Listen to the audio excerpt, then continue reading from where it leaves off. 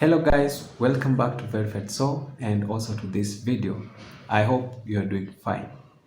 So in this video, as you can tell, I want to discuss about the various CEAC statuses when you go to check for your current status in the DV processing.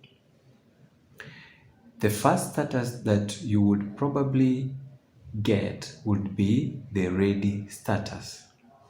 What does the ready status mean? When you visit the CEAC website and you put in your information to check for the status of your current visa processing and you find the ready status, that simply means that KCC has opened your DS260 form and has processed it and is now ready to transfer your case to the embassy once the embassy avails an interview slot. So it means KCC is through with your DS260 form processing and is now waiting to transfer your case to the respective embassy. And now this will depend with the embassy. When the embassy avails a slot, then KCC transfers your case to the embassy and the CEAC status would change to in transit status, as we shall see later in this video. The second status that might appear when you check for the CEAC status is at NVC. When you check your CEAC status and see at NVC, it would probably mean three things. The first one would be when you have not yet filled the DS260 form and you have not submitted it, then the CEAC status will be at NVC. Number two, if you have filled the DS260 form and you have submitted it to KCC, but KCC has not yet reached it to process it, the status will appear at NVC.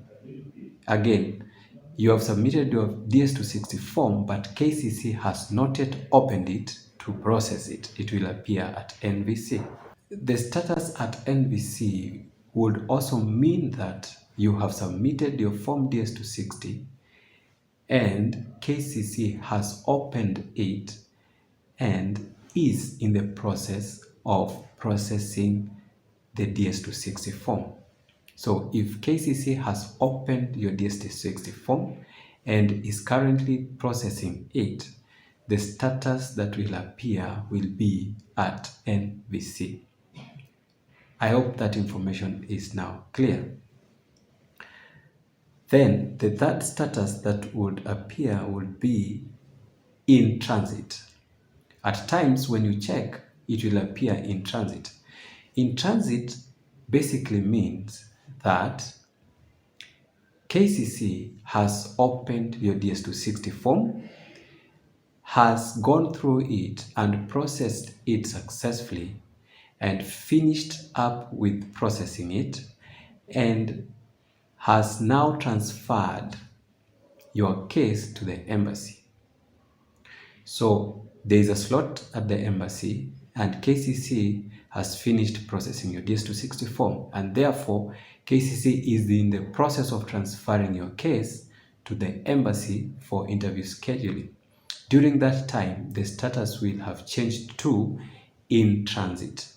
So in transit means that KCC is transferring your case to the embassy for the interview. And at this point, it's when you will receive your second notification letter, once KCC has transferred your case to the embassy. I hope that is clear. The other status that would appear would be issued. So when you log into the CEAC website and while checking the status, it appears issued. It means that you've gone through the interview process and you have successfully been issued with the visa. The visa has been approved and you're now waiting for the passport stamped with the visa. During this time, the status will be issued. Again, it means that you have gone through the interview successfully and your visa has been approved and you're now waiting for the passport with the stamped visa. I hope that is clear. The other status that you would get would be refused. So when you log into the CEAC website and when checking the status, you get refused, it would mean two things that I'm going to explain. Number one, if during the interview, the consular officer was not satisfied with the information you provided and he or she wanted some further checkup to see whether you will qualify for the visa, and he or she has asked for some time to go through your information or has asked you to send additional information, during that time, the status will change to refused. A paper that is yellow in color, and it will be with 221G refusal, meaning that the consular officer needs some time to verify your information or needs some additional information from you for the consular officer to evaluate your case. That would mean that you will be required to wait or to provide the extra information requested before your visa can be approved.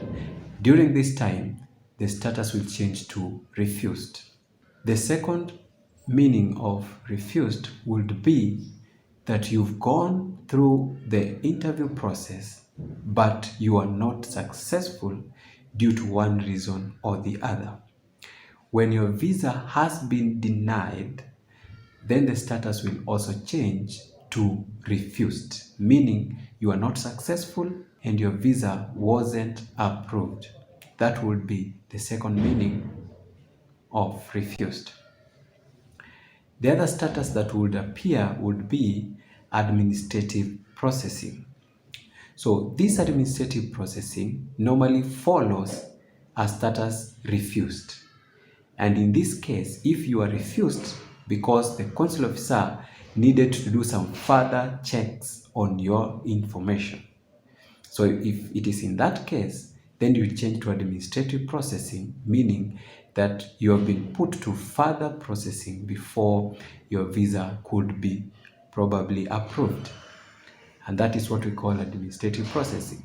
So that status will show up during this process when the consular officer is going through your information or is waiting for you to present some additional documents or information. So those are the major statuses that normally appear in the CEAC status for the DV lottery processing. There are other two, but we shall not discuss them in this video, and that is expired and also expiring soon. And in a nutshell, what they mean is that your case could have expired or is about to expire and they would send you a notification. We shall discuss that later because it affects other visas.